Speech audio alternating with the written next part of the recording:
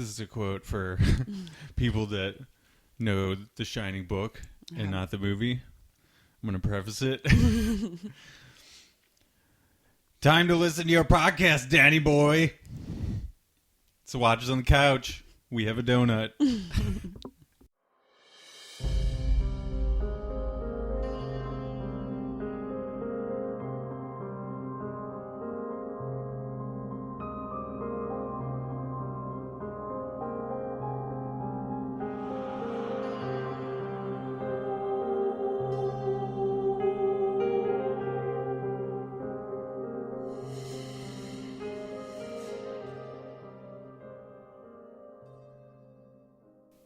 Welcome to Watchers on the Couch.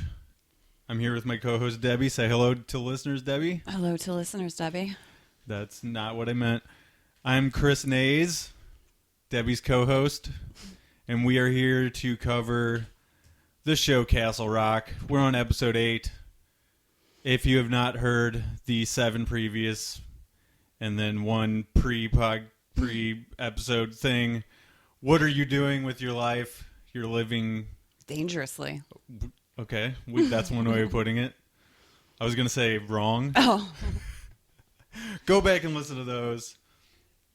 If you started the series on episode 8, you're really confused. But like I said, we're here to cover Castle Rock. And we have a lot to cover today.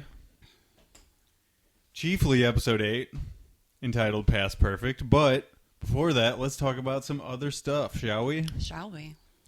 We shall. First thing I wanted to mention is that there is going to be a Blu-ray released for the movie Maximum Overdrive. Have you ever seen that, Debbie? Yes. They can do that for Blu-ray. Yeah, apparently they can. It is... Wait. Is that the one with Emilio Estevez? Yes. Okay. I just watched that a couple months ago. Really? They can make that into Blu-ray? Apparently they can. Wow. That doesn't look like... Well... Stephen King's only... his directorial debut and only turn as director of a movie. Because he knew he did so good. He set the bar so high with himself. Certainly. With Maximum Overdrive. Yeah. Like, he knew he never could get that high again. Literally get that high because he was coked up the entire time. Makes sense. I don't know if you heard this, but a stunt guy got blinded during that movie, during the lawnmower scene. I could see how that could happen. Some crazy shit happened. A guy got eaten by the lawnmower. Well, I think something shot off of the lawnmower into this guy's face. Oh. Yeah, so that ended badly. But anyway, the Blu-ray has a whole bunch of extras. Which, don't quote me on this, but I think it's from Scream Factory, and they're known for, loading up their Blu-rays with a whole bunch of shit. So, I have a list here, and it's really blurry on my phone for some reason, so I'm going to attempt to read it. Audio commentary with the writer.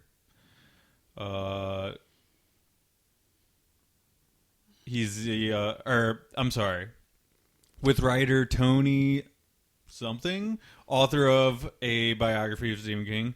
Audio commentary by actor and comedian Jonah Ray, who's the host of the Mystery Science Theater reboot. Yeah, we already have a cat right in the middle of everything. I feel like he's got to go up on the board already because I'm pretty sure his purring is. Yeah.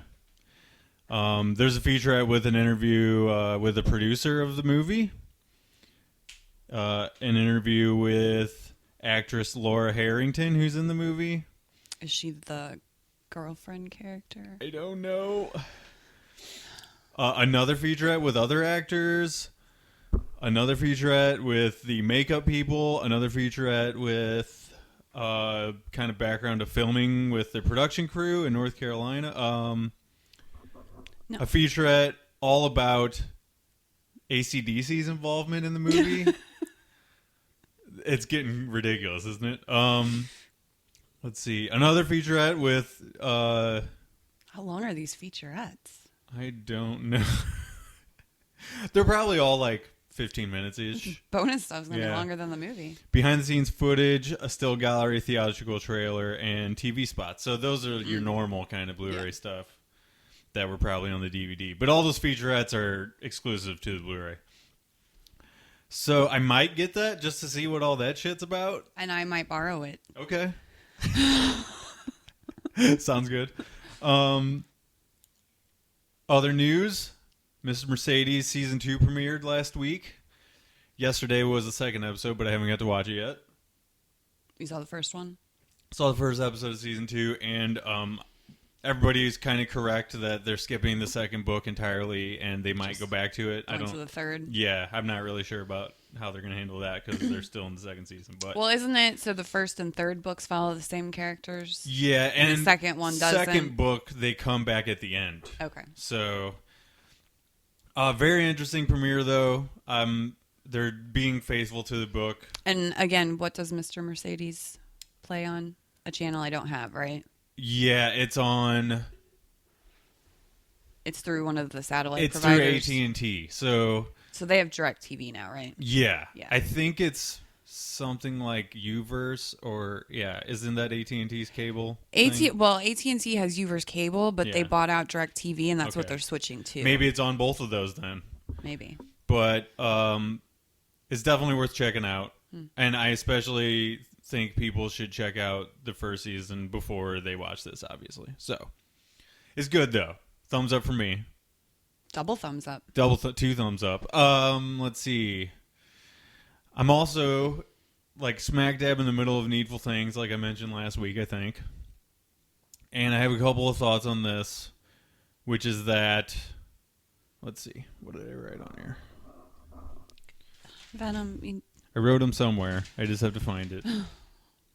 Well, Venom has claimed your microphone is his. Oh, okay, that's fine. He's rubbing all over it. Okay, so the antagonist in this book is of an unknown origin, and he has supernatural abilities. So it's very, very similar to the show that we're currently watching, right? Yes. Well, the kid is, I guess he's not necessarily the antagonist, but he's a figure of total mystery, and wherever he goes, death follows. Yeah. So I guess he is. I don't really know. It's weird. There's a lot of weird shit going on in the show. We'll get to that in a little bit. I don't feel like he's the hero. Oh, definitely not. But maybe he's sort of a shady character, at least. Although after this episode, I don't know who he is. Yeah.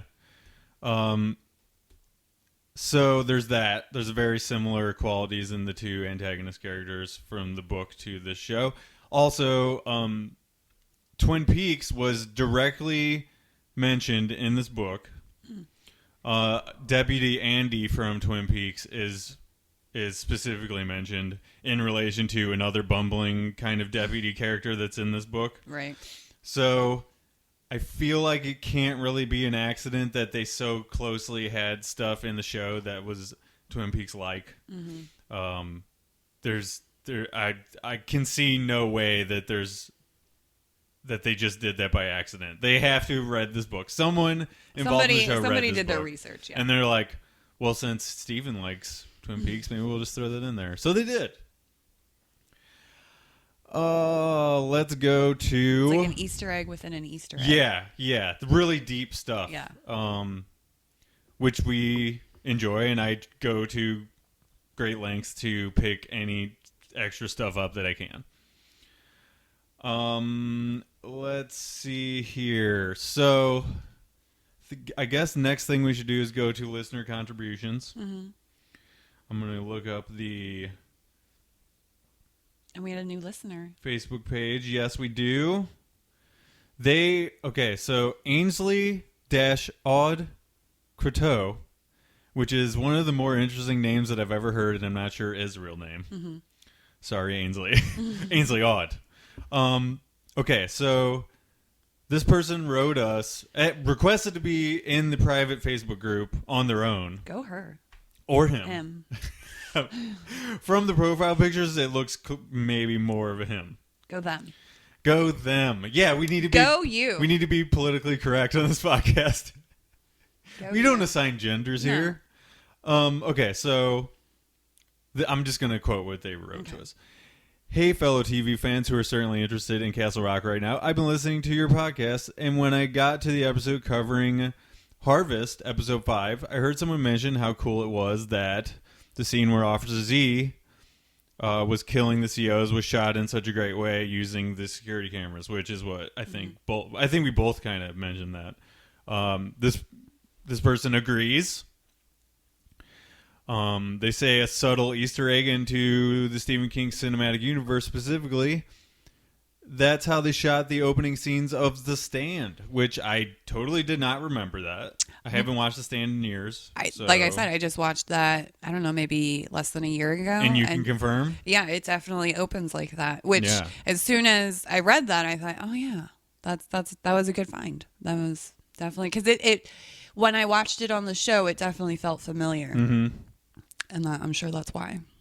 And, it is a thing that has been used in other stuff before, too, as well. But specifically being a Stephen King story, that's awesome that this person caught that and brought it to our attention. We love it when people mention stuff that we missed. Let's see. I asked for people to chime in before we recorded today about episode 7, specifically. Albert says that it may have been an accurate representation of Dimension because there were a few times where he had no idea what the hell was going on. Right. And I believe we had a similar experience. Dan says he was thinking the whole time they'd pull a fast one and reveal there's nothing wrong with the kid after all. But he knew too much in this episode for that to be true. Right. He says that mofo has Uncle Creepy stamped into his forehead now. And I said that this one...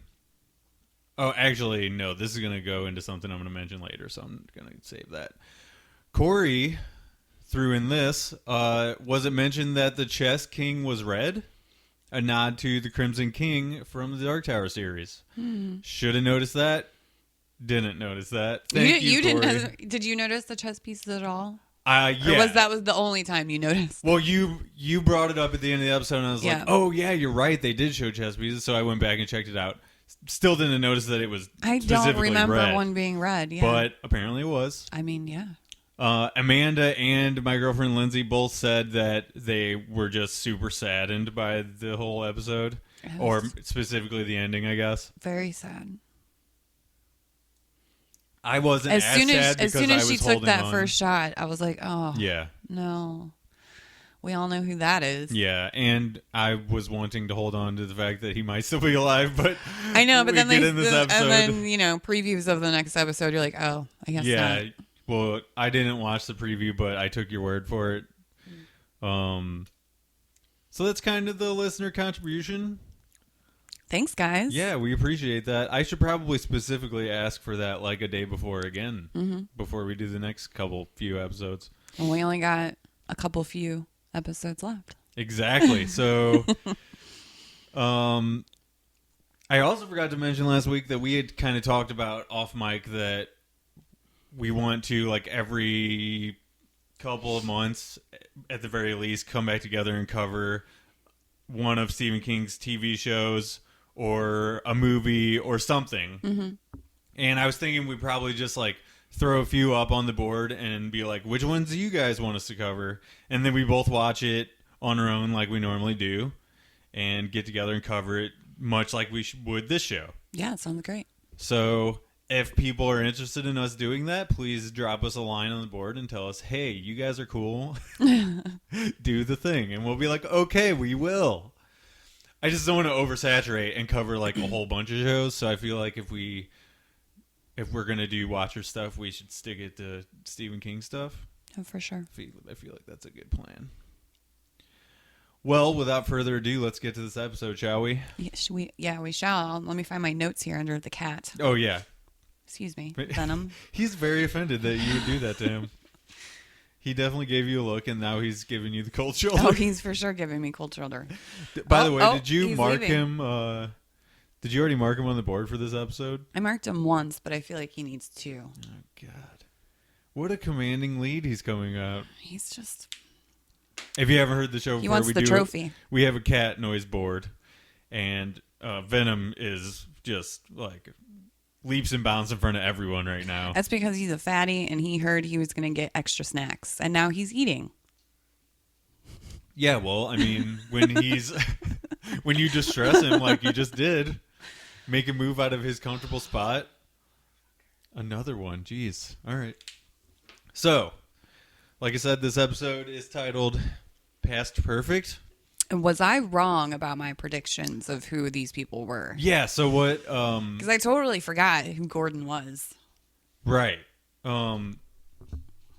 We do find out pretty quickly who Gordon is in this episode. Yeah. But what was there any other things that you predicted that were wrong, or was that the main one that you could think of? That was the main one. Although if we get to I something still later, want to know, why is he obsessed with the kid? But I assume it's just because of the house. Yeah, I guess this episode is sort of like a haunted house story, or at least that Can I that say line of the episode this was. episode felt like a filler episode. I really didn't feel like we got anything extra out of it except for a few things. Yeah. Did you feel that way? Like as intense and like action packed as it was, like I feel like you take that out, and are you really missing anything? The whole storyline with the house and the people that are coming in to live in the house is like a side thing. Yeah. So when you shove that much of the episode being a side thing, it sort of takes away from the main plot line. Yeah. They did move it along a little bit. A little and we'll bit. get to it. Yeah, but, a little bit. I mean, eventually it all came around and we got back into it. And which I'm so glad they handled it that way. They like made their spots count in that way. It just... I wasn't disappointed with the episode. I want my questions answered, Sure. and none of them were. Well, And I was just confused even more. I feel like they did throw us a little bit of something, and we'll get to it, but we're gonna cover it like we've normally been doing. So, Yeah, I just wanted to know your overall feelings. yeah, I enjoyed it, and I thought I enjoyed it. the crazy shit in this episode was like, this is super entertaining, even if it's like side stuff. This episode is entertaining as fuck. So the one thing that happens, I just have to say, is something I would totally do. yeah, okay. I would do that. That would be how I would. She showed How me I would something off mic, and we'll get to it. Yeah, that would be me for sure. Yeah. So, okay. So we open this episode with a blank screen, and we hear distorted church bells. Yeah. So we don't really know what that's about. No. But I gotta Readjust. adjust it a little bit for the listeners that want a visual. Okay. So there's a man being interviewed by three College professors. professor-like people who seem to be of some authority. And by their conversation, like, it's very complicated, but he seems to be maybe like involved in the field of psychology. It felt like an interview of some kind. Right. The three guys were interviewing the one guy. But they're talking about like some psychological concepts and stuff like that. He just pushed my mic. Ash has done that before too. So the decorum of the interview is fine until one of the men, Gordon. We find out he's Gordon, tells the interviewee that the interviewee fucked Gordon's wife. Yeah. And then he begins to beat him. Oh, he beats the shit out of him with a big ass book. So, I was not expecting that. No. The decorum, like I said, was fine up until this point. Yeah, it was very He gets professional. up, he takes his glasses off. He's like, okay, now I'm going to beat the fuck out of you. Yeah. He bitch slaps him with a big book. Right. So then we go to some back roads, and it's the guy who just beat up the other guy, Gordon, and this is the same. Tell me if I'm wrong about this. Is this the same couple that were being like trying to get the house before? Yeah, so that's what I thought. They were the only ones that saw that house, and he found the ashes in the fridge. Right. And as soon as he saw that painting, he became like entranced with the house. Right. We mentioned how like enthralled he was by that painting. That specific painting and of he was the like, bluff. throw in the paintings and we'll buy the house. Right. So they're in their VW van or some facsimile of that vehicle, and they're moving into Warden Lacey's old house. Yes. And her name's Lilith. We find that out later. Yeah. But we just know her as his wife. Yeah. Up until that. So as they're moving in, he has a fucking mannequin, and I thought that was super weird. That was super weird. I just was baffled by that. Yeah, because then they immediately show them turning it into a bed and breakfast. Right. And I'm like, what does a mannequin have to do with a bed and breakfast? Right. They're like installing a sign out front that says Castle Rock Bed and Breakfast, something else. I can't remember, but it's like a historical experience or something like that, right? Yeah. And then he's got Manny the mannequin in the tub. So I'm like, what? Yeah. Why is he so weird? What is going on with this dude all of a sudden? Also, was the Out of Dodge Movers, do we know, was that anything? Because that was the name of the moving company, Out of Dodge. I don't know of anything. Listeners, if that might means be a anything. deep dive Easter egg. I wrote that down because I wasn't sure if that meant anything. Yeah, I mean, it was giant and pasted on the sign of the movie company. So. Sweet your coffee. Okay, so Gordon is weirdo. Yes. He loves mannequins. Yes. He has more than one. Yes. And we don't know what that's about. But Manny the mannequin will return in this episode. So yeah. Then we go to the basement, which we were wondering about that. The wife found the key. This is one of the things that we've been wondering about for a really long time. Yeah, what's in the basement? So we're like, sweet, we're going to get some answers in this episode. Lacey, it turns out, was a painter and a total creep. Yeah, because he's been painting that kid for right. Who knows how long. It's an obsessive amount of paintings of the kid. Yeah. So in all different ways. Right. And he looks the same age in all of them, of course, because we've established that. Can you imagine how long it probably took their production? Whoever, art department, whoever that they hired to do all those paintings. I'm sure they hired several people or something, but that's still an insane amount of painting. And do you think he had to sit for that? I mean, maybe. I don't know. They maybe just took a bunch of production stills of him and then gave them the photos. Yeah. You know what I mean? That would be a little insane. Because they don't look like they've been they're digitized paintings. They look like actual paintings. Mm-hmm.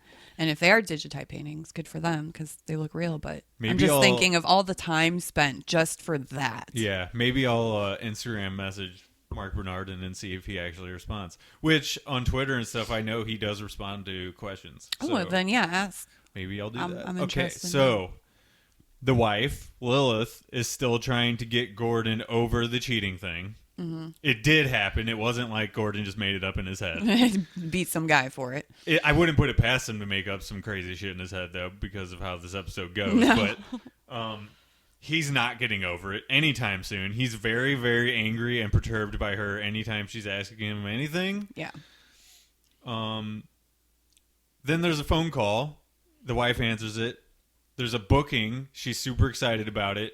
They just moved in here and are getting stuff ready. So yeah, they're turning it into their B&B dream. The camera pulls back when they're having this conversation, and there's a fucking axe in the mannequin's head. Oh my god, how confused were you? I was like, why? What the fuck is going on? So I kind of like, obviously there's the whole what the fuck moment, but then you think about it for a second, and it's like, oh well.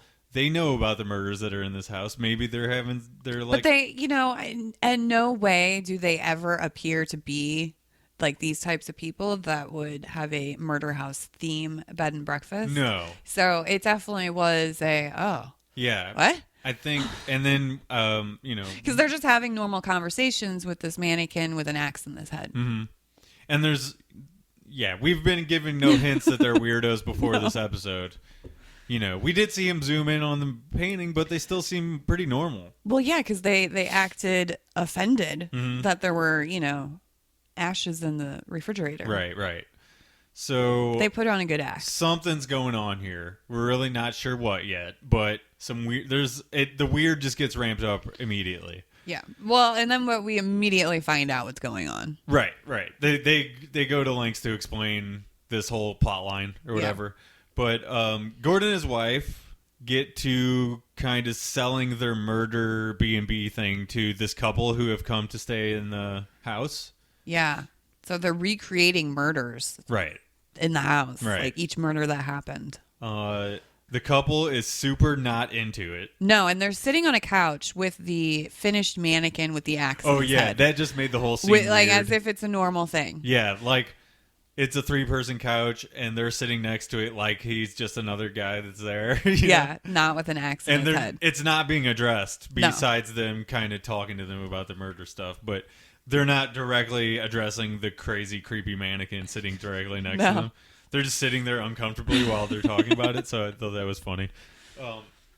But Gordon, you could see him visibly get angry because they're not into it. Well, yeah, because the wife asks, how long have you guys been married? Yeah. And they give different answers because they're not married to each other. Right. They're there to fuck. Yeah, exactly. And so he's just sits there and he's like grinding his teeth while the wife is still trying to take care of business or whatever. Mm-hmm. Eating pie. Then we flash a little bit forward to later in the evening where Gordon is up awake. And they hung up all the photos in their bedroom. Yeah. How so creepy. So the weird photos are everywhere. You see that already around. But although I would kill for one of those photos. Totally. But you can hear them being like insanely obnoxiously loud having sex upstairs. Loud banging. Yeah. And I feel like with the conversation they had with them earlier, maybe they'd be like a little more weary of this murder-loving couple. Yeah. But they're not. They're there to bang. They're just loving banging. Mm-hmm. So I guess cheers to that. I don't know. But okay, so the wife is fast asleep, but Gordon is not. He gets up out of bed, goes upstairs, and we're still looking in the bedroom, so we don't see what's happening. Yeah, it goes from moans of pleasure to shrieking. To shrieking and screaming. Yeah. And that wakes you never the hear wife the up. man scream, though, so you got to assume he got taken by surprise. Yeah. And then well, yeah, you take him out. Yeah, so the silence to the screaming pretty much immediately. And then the wife wakes up and realizes Gordon's not in bed and she doesn't hear anything. So she yells Gordon's name. He doesn't answer. She goes upstairs, walks in the bedroom, and it's a fucking murder scene. And Gordon is sitting there panting, and he's holding a knife. Is it a knife? Yeah. Yeah, just covered in blood. Covered in blood, corpses on the ground, blood everywhere in the room. Everywhere. He got real stabby. Mm-hmm.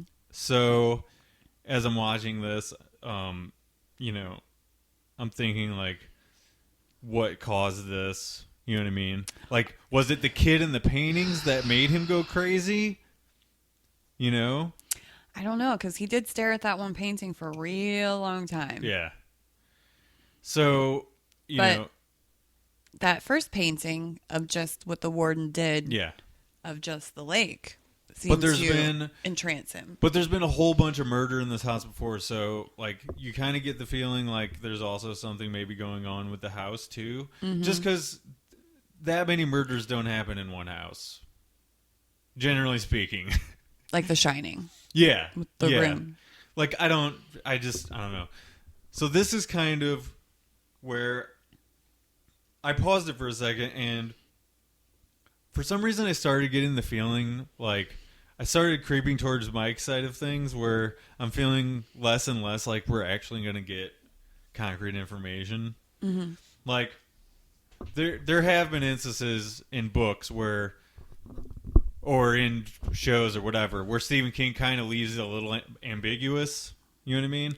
And yeah, I'm hoping that that's not the case. But so I'm halfway through Evil Things right now. Mm-hmm. Still have zero information about the origin of the antagonist character. Well, that's like how Cell is. Yeah, you never learn anything, right? And then it just ends. Exactly. So that's another perfect example. But And then you make me throw the book. Right. Because I'm so pissed off. Yeah. And then, and then there's other payoffs that are also equally disappointing, like Under the Dome, which is just aliens. And you're like, okay, well, I read 1,000 pages for aliens. Well, that's like how Dreamcatcher is. Yeah, Dreamcatcher's the same you way. think Duddits is like superhero, like special powers, and you're like, oh, he's an alien? Yeah. It's So, aliens? All that to say, like, I just started to get the feeling from this kid stuff, because, like, we just keep getting piled on top of more mystery with him, and still not anything. And we get the side story with the murder, and then there's a whole bunch of kid paintings.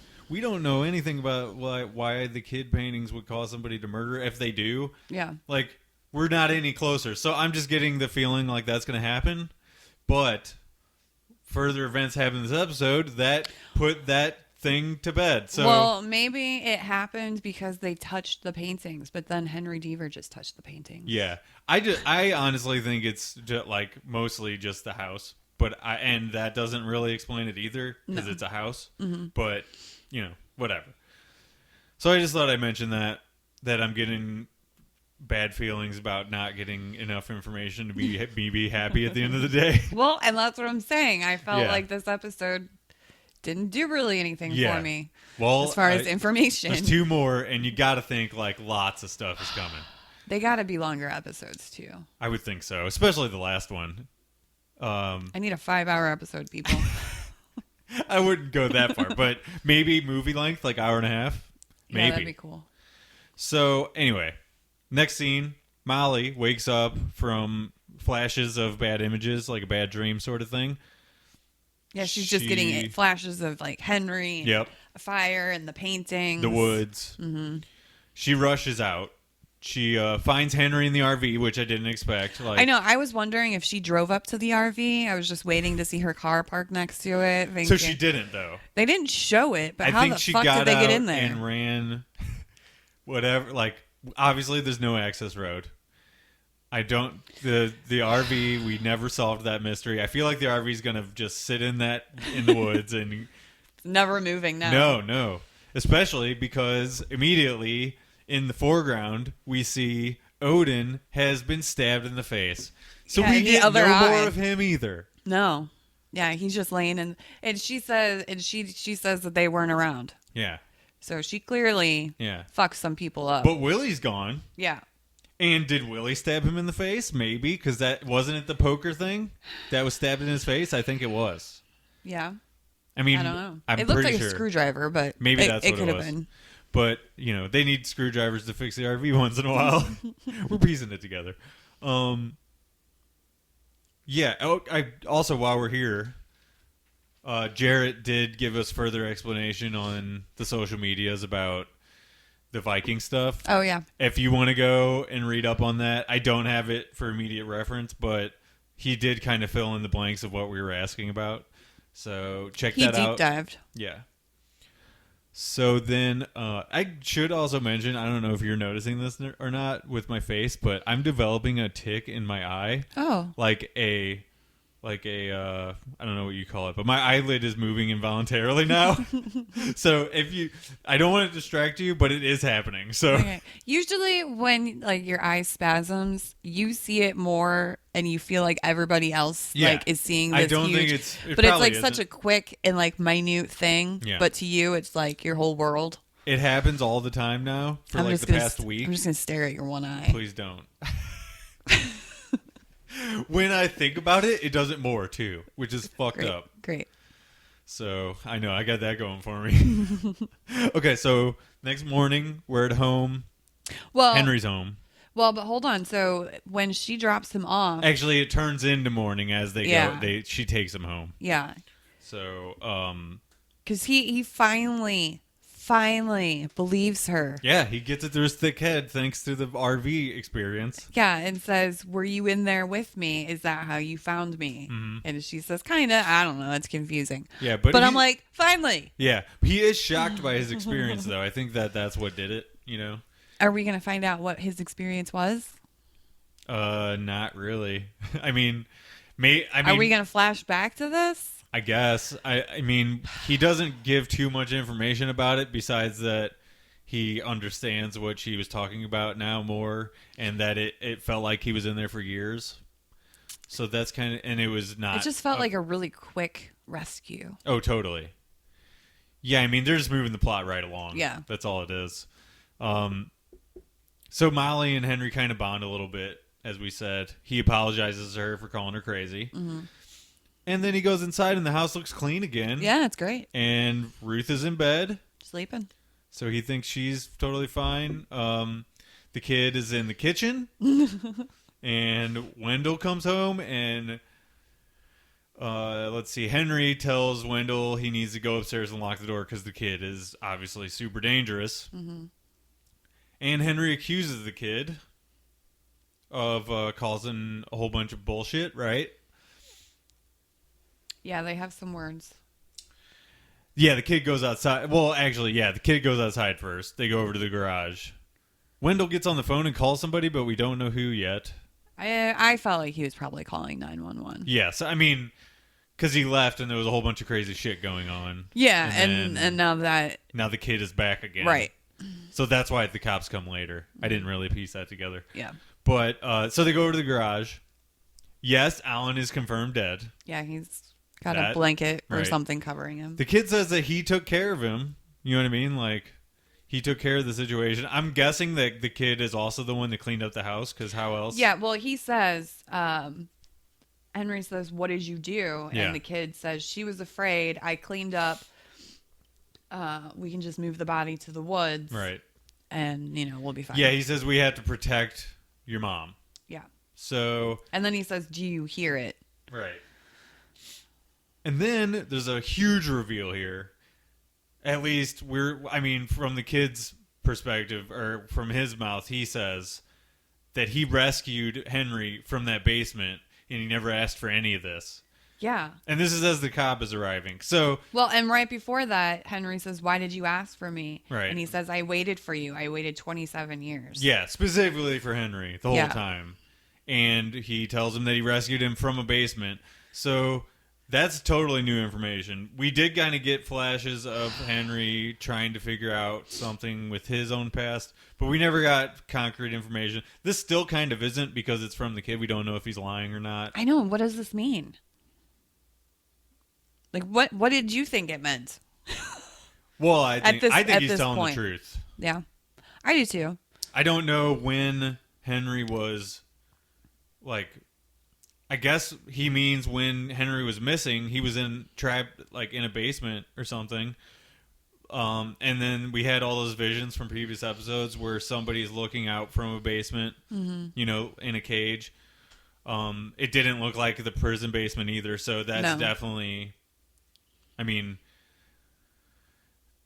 if he's not making it up, and that vision isn't also a fake thing in Henry's head that the kid put there, then he is telling the truth. We'll find out more about that, I'm sure. I know. It's more mystery, like I said. So the main police arrive. Henry surrenders, so then the kid escapes out the back door very easily. Mm-hmm.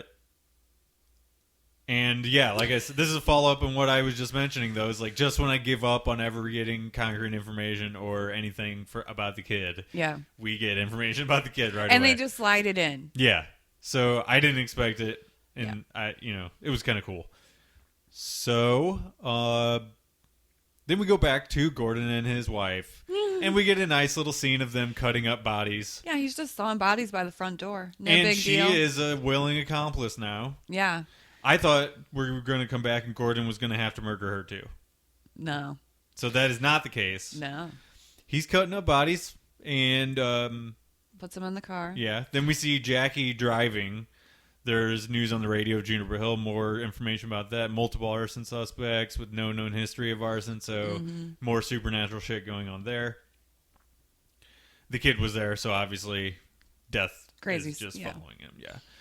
Wife helps Gordon cover up the whole murdering situation. Yeah, he says, I don't know what came over me. And then Jackie enters. But she says it never happened. Right. She's like... As if, like, my affair never happened. You killing these two people never happens. Like, this is just the easy way to handle this. We're even this. now. Yeah. Like, we're good. Crazy. Okay, so then Jackie enters Yeah. out of nowhere, and we're like, holy fuck, she's right in the middle of this crazy situation. And if she isn't going to notice the trash bags with dead bodies immediately, then you get the feeling she's probably just going to not notice them. Yeah. Jackie loves Manny the mannequin. Yeah, she loves the whole theme. She's totally into it, and that goes along with her character, too. Yeah, and she said that she had actually had the same idea. Right. Of course, she's like so super into this whole thing. Mm-hmm. And she even corrects them that they're using the wrong axe in the axe. Because the guy that did that was a fireman. And it was a fireman's axe that they used. Yeah, she says it's a tree felling axe.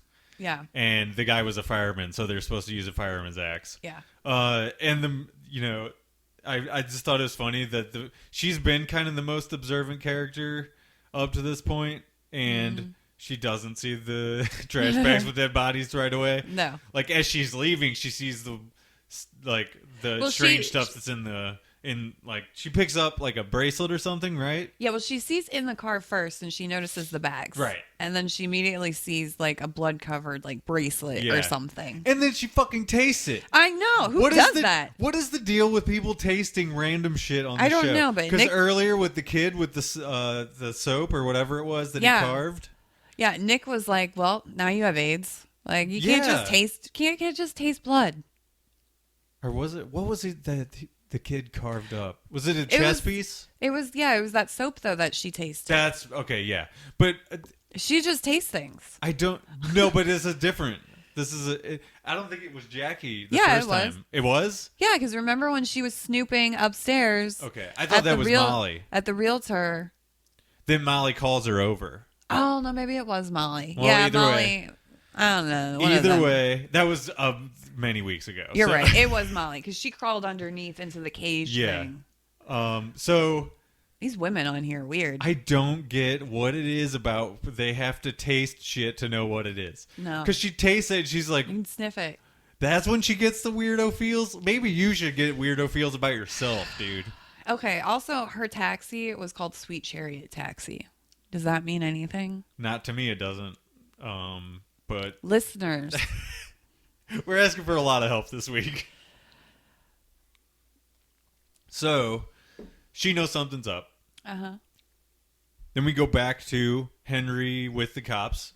Mm-hmm. Wendell and Henry then talk about Alan. Wendell feels guilty. Says kind of what we're all thinking, that's fucked up, Dad. Yeah.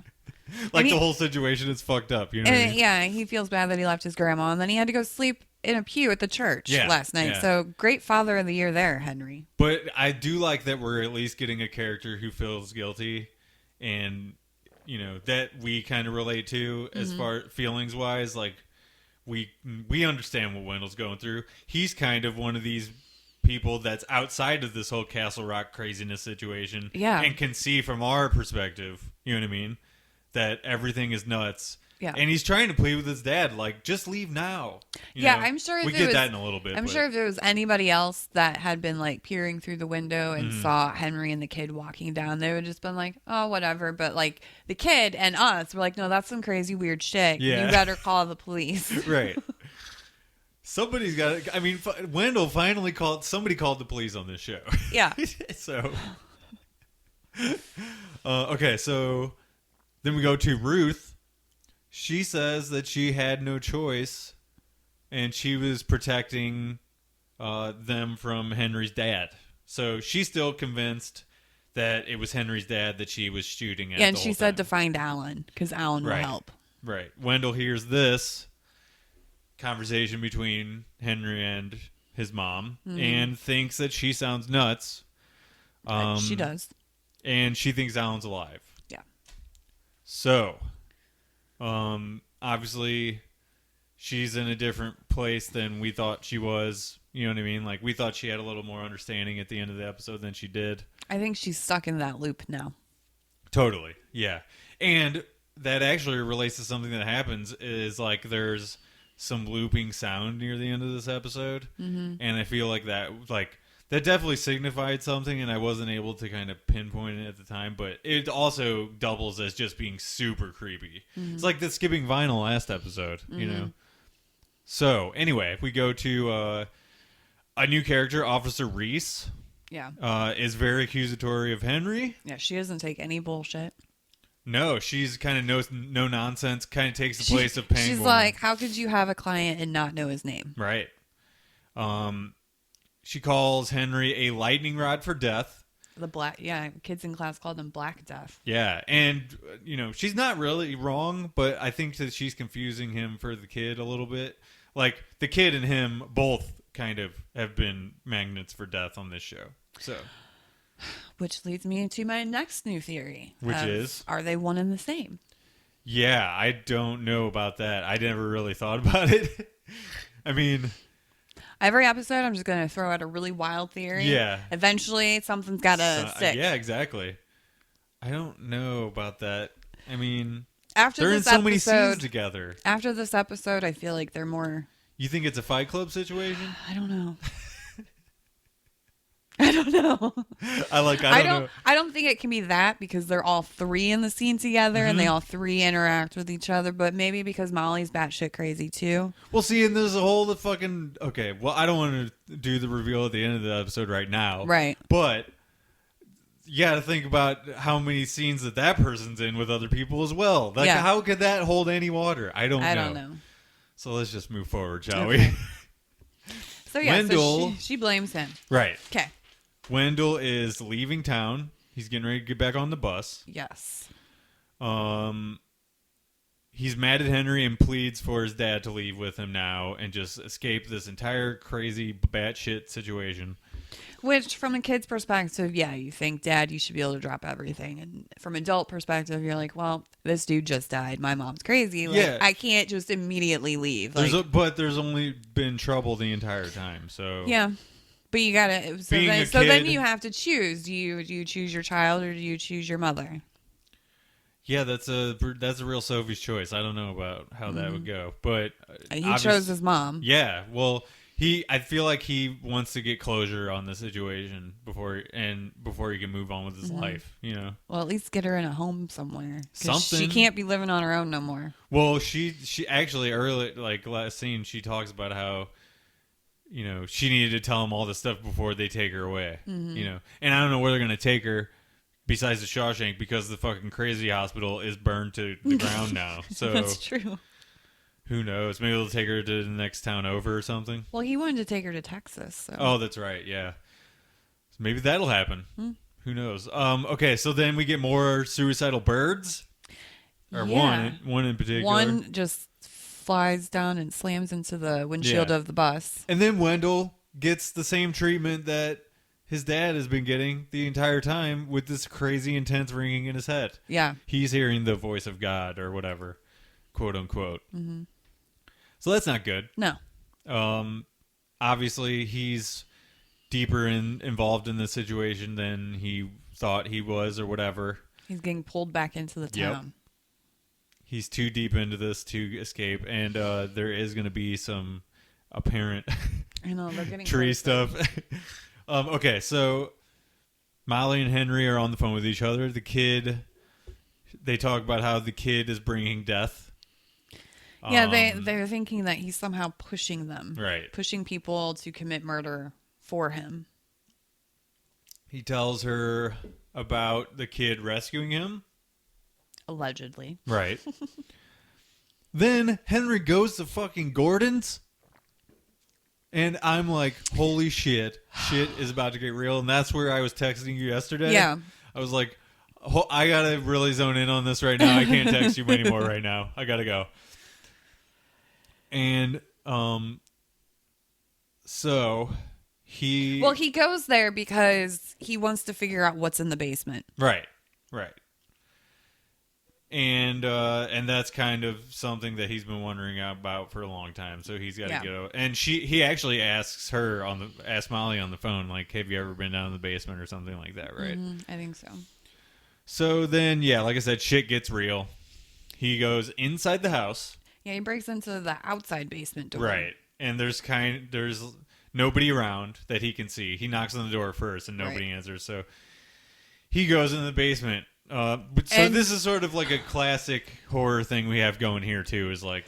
And did you notice that was a real basement? Because Nick was commenting on how that had to have been a real basement because of all the real HVAC shit everywhere. He's there's no way they would have put that much time into detail to make it look that right. He's like, that's a real basement. Well, they did film it in a small town. Yeah. You know, I don't know if it was in. So kudos to them. Yeah, it was in. I think it was in Maine, but it's somewhere in the Northeast. I know that. I can't remember where they said exactly they filmed at, but very much like a small town like we would picture anyway. So why not just film in a regular basement? Yeah, and it looks like a real danky basement. From the peanut gallery, Nick gives us basement information. Yeah, he gives us HVAC information. Yeah. So. Here's where I was wondering who will attack Henry. So which one of them is going to attack him first? Because one of them is. Well, none of them. It's just the creepy mannequins in the basement. Oh, yeah. We see more Manny's in the basement. I forgot about that.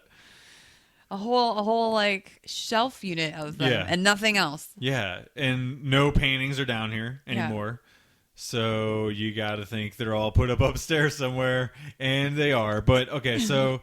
Like I said, this is classic horror shit. He's wandering around a seemingly empty house that is not empty. The audience notes that it isn't. Or it won't be for long. Right. And, we get the background music kind of like slowly ramping up too.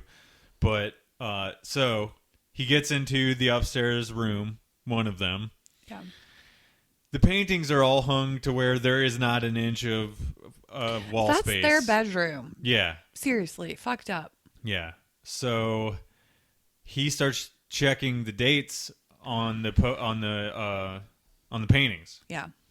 And he goes for what looks like is a very young kid's clothing on one of them. It was his fucking shirt he was wearing. And as he looked at that, I'm like, that shirt looks familiar. And it says it's from it's the earliest date, like 1991. Right. Yeah. So right in line with the 27 years thing. Yeah, and when he disappeared. So the kid in the painting is wearing that striped shirt that Henry Deaver was wearing in his missing poster. Mm-hmm.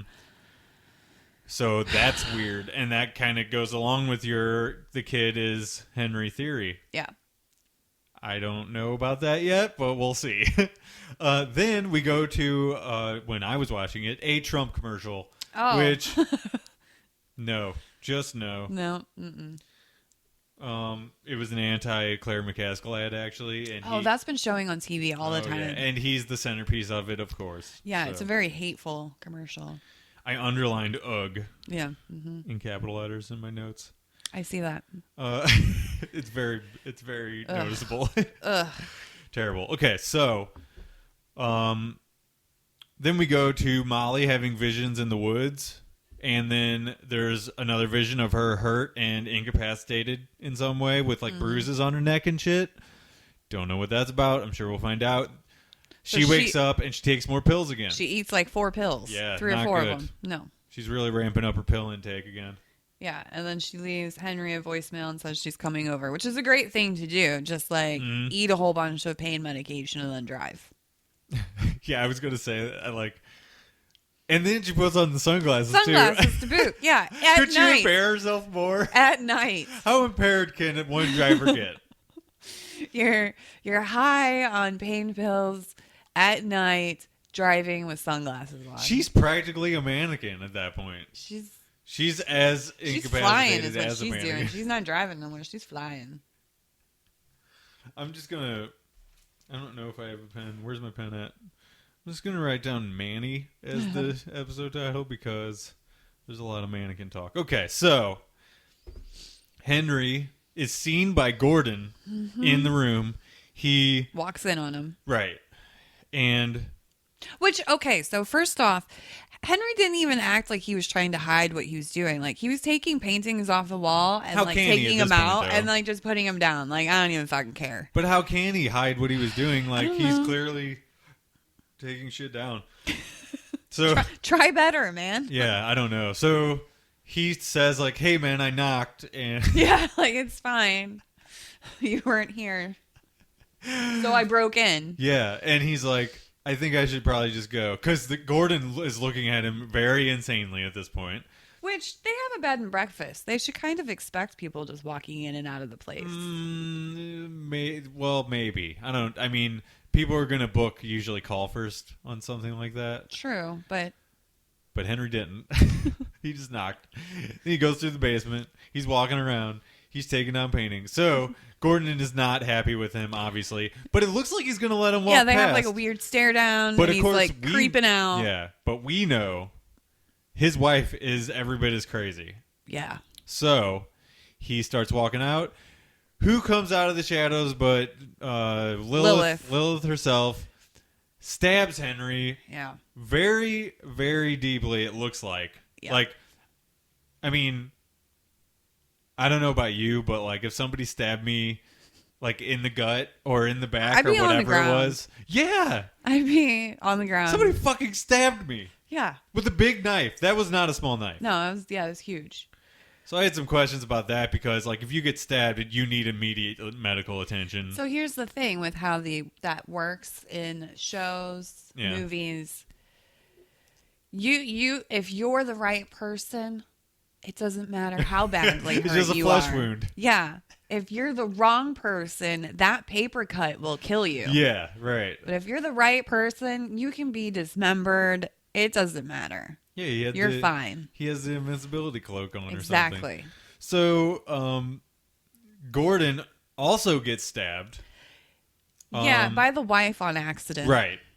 And so, then she But his is sort of survivable. Like his Yeah. is like he's still getting around. Yeah. And then she's trying to stab Henry, Right. and somehow the knife turns back on her. yeah, Henry kind of hits her, And- and the knife goes into her neck. She stabs herself in the neck, which is exactly what I would do Yeah, on accident. yeah. Well, And hers is not a flesh wound. let's hope It's- you're never in this situation. It's a very blood spurty, Oh, yeah. God, I am dying immediately. yeah. She wound.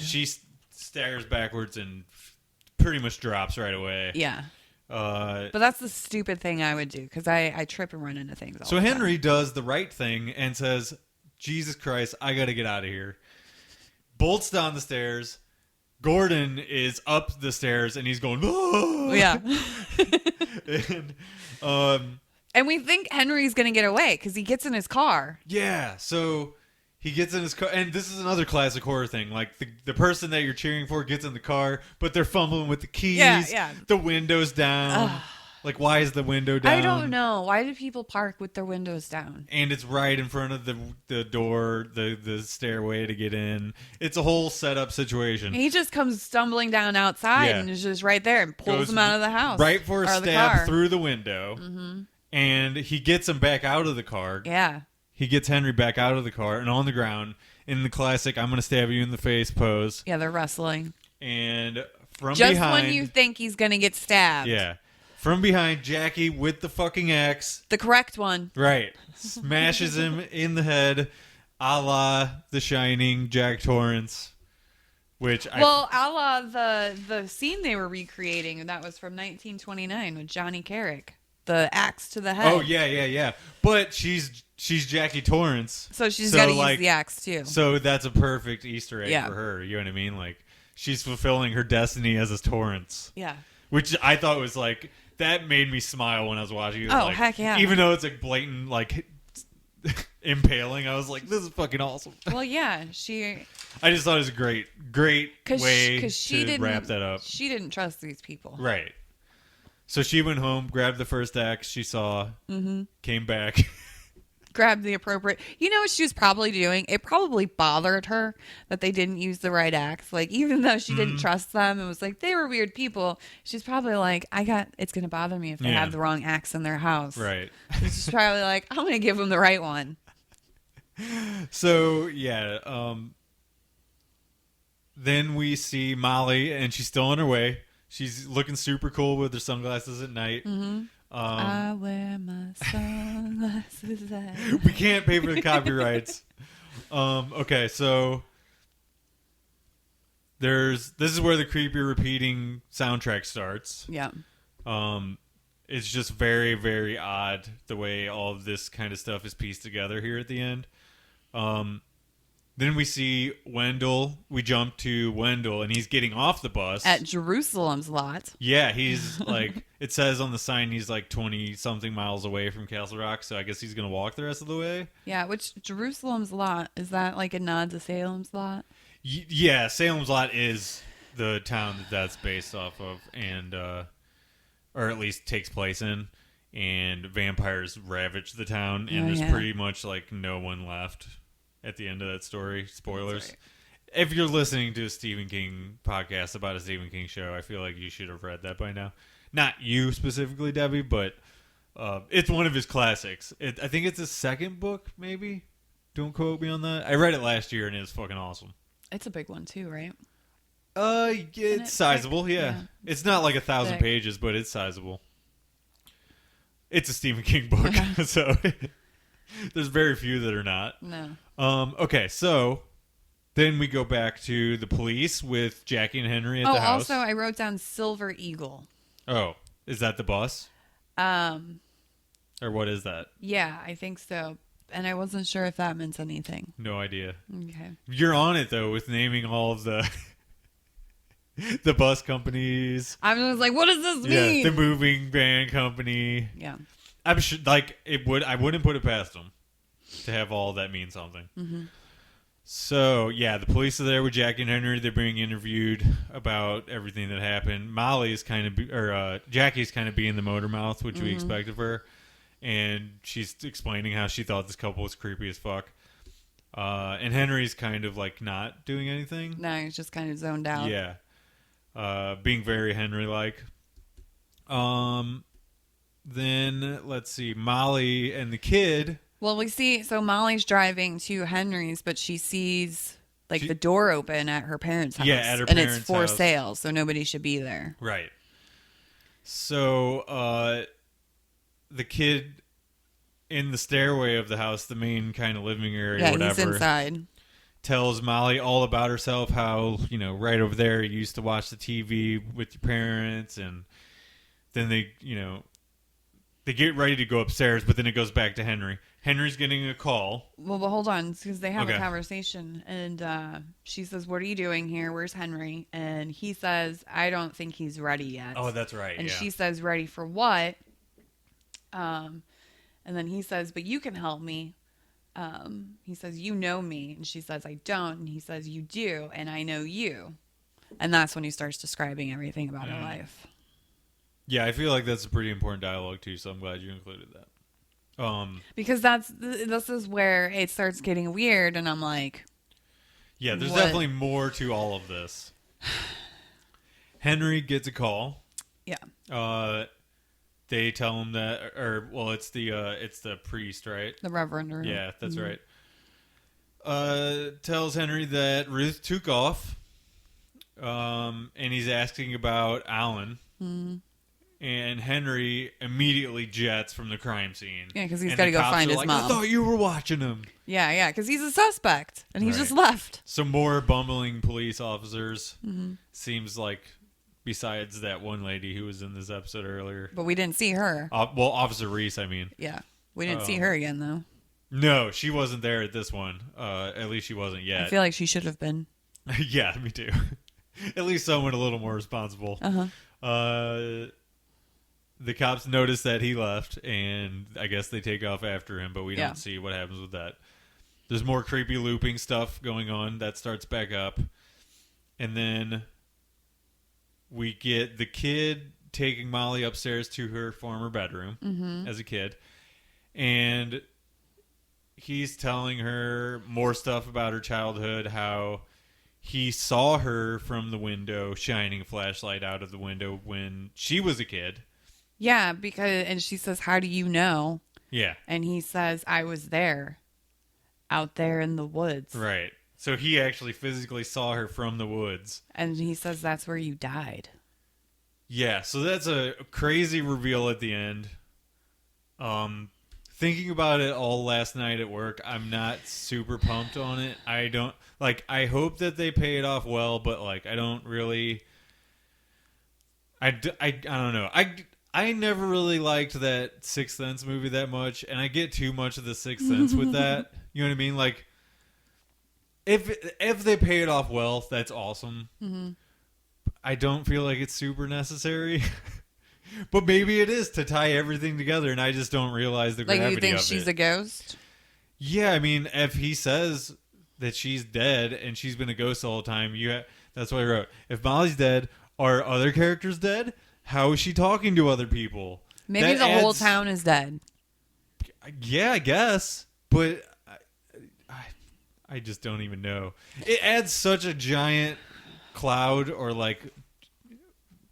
Yeah, you wrote what in capital letter. Like, it adds a whole kind of like, okay, so what the fuck? Mm-hmm. Well, now it has me wondering, because the way he was talking, like, are the kid and Henry somehow the same person? Mm-hmm. Is the kid... Yeah, so you and I are both feeling very Mike-like right now. We're like, okay, you're just adding more mystery on. Like, if it is just to add more mystery to the story, I don't like it. Like, if it doesn't pay off, I don't like it. But you got to think it is going to. It's head against the wall, frustrating. Like, I just want to bang my head. Yeah, especially since we only have 2 episodes left, and you drop this shit at the end. I know. What does this mean? So he says, "I was there, out there in the woods. That's where you died." What does that mean? Yeah. But at the same time, we did get some kid information in that the kid told Henry he was in the basement. He saved him from a basement. That's more than we've gotten at all up to this point. So, like, we finally actually got a tiny bit of background from the kid. You know what I mean? Mm-hmm. Which he did none of that for us before. I feel like this whole town's in some weird kind of loop. And the same thing is just going to keep happening over and over and over until... whoever the hero is, because I'm not even sure who that is at this point, somehow stops it. Yeah. Did we... I can't remember if we mentioned this or not. Did we mention that Gordy, the kid... Not the kid, but the kid from where the kid goes and visits... I'd say the kid a lot. He goes and visits that house, and there's like that birthday scene. Is that Gordy from... Is that Gordon? I don't know. See what I'm saying? Like, I kind of felt like that was that they pieced that together. I don't know if that's true or not. Gordon is not that, like, well, but they do use Gordon in the Stephen King universe. Like, that's a character of his in something else. I can't remember what. Stand By Me or whatever. Maybe. The Body. But I feel like maybe they were trying to say that. It's such a random name. Yeah. So why wouldn't they be the same person? I feel like it has to be. So I maybe got that tied up. We're still questioning it, of course, but you have to question everything on the show now, because if she's dead, then like you said, potentially everyone's fucking dead. Yeah. Especially Pangborn. Yeah. He's double dead. He's dead. And that couple from this episode. And that dog. And a lot of CEOs. We could just list all the dead characters if you want to. We just did a lot of them. There's more of them than alive characters. The dog. Oh, R.I.P. dog. Mm-hmm. Lacey. Yeah. Yeah. Anyway, I am happy that we got a lot of action in this episode, though. Like, a lot of shit happened, at least. Oh, yeah, for sure. It was not boring. Especially after losing Pangborn. Like, it's more of a things are happening episode. You know what I mean? It made you see how more evil, I guess, just the town is itself. Mm-hmm. Or how evil the town can be. Yeah, so I kind of listed the answers that we sort of got, and we kind of already addressed this, but the Gordon thing, kid rescuing Henry, Alan is for sure dead, Lacey's basement, and sort of a payoff on the painting thing. Sort of. Because, like, they were put to use, at least, in this episode, and we see that they're... I don't know. Like you said, sort of. Do you think Lacey was sneaking down art supplies to the cell? Or do you think that he was just painting off of memory? No, yeah, I think he did those at the place. So you think he was like sneaking all this shit in? Yeah, and he was able to do that because he's like a fucking ninja. Well, he was going in there overnight. Yeah. You know what I mean? Like he was sneaking in there when it was like the night shift and shit like that. And we know their cameras aren't that good. Mm-hmm. And that whole area of the prison was shut down. Yeah, but you would think there'd be like a camera that showed that area of him just going to every day. Another plot hole. So that's where we left this episode off. And I don't know, we kind of address everything, I think, right? Yeah. The only, let's see, cat noises, Venom still firmly in the lead. He extended it even further today. Yep. The other cats were very polite. He got 3 more. I feel like I could have added more slashes for him because he interrupted me many more times than that. But now we have cat eating. Who's that? Is it Fatty? I can't see from here. Oh, it's Kinsley. Oh, Kinsley. Coming in at the end. Okay, so the only thing we have left to do... Oh, we have 2 things left to do. Church Creed Memorial Award for audience participation. Mm-hmm. I think I'm going to give that one to Corey this week because he gave us some Easter egg stuff before, and then he did it again this episode with the Dark Tower thing, which really gets me in the heart. Mm-hmm. So Corey, well done. Congratulations. If you would like me to mail it to you, give me your mailing address and I will do so. I also hand delivered last week's to Jared. Was he impressed, happy, excited? Is he going to frame it? I think all of those things combined. Great. Awesome. As you can see from the photo, he looks super enthused. Mm-hmm. Mm-hmm. Last thing is the teaser. So, Debbie, explain to me what the teaser for next episode is, please. I watched it. Yeah. I watched it twice. Okay. I didn't write anything down. Is that different from before? I normally have to watch it several times, but normally after I watch it the second time, I can like grab some pieces from what's coming next. But it was just so much of flashing and throwing at you that I don't even know what to say about because I'm not even sure. So you can't give me anything. Just that there's lots of flashing. Is it stuff we've seen before or new stuff? It's like both. Okay. But it's intermingled, and you know how you just never know out of context what any of that shit means. So there's no way you can explain to me any of it. I'm still confused. I really don't know. Should I watch it or should I not watch it? No, I just say don't. Don't even bother? Don't even bother. Okay, fair enough. Before we leave, I do want to mention, finally, I was at Slackers at the mall, picking up some comic books over the weekend. As one does. As one does. In the bargain bin, where it should not be, by the way. No. DVD. And I feel like it's just because they had an abundance of them is why this ended up in the bargain bin.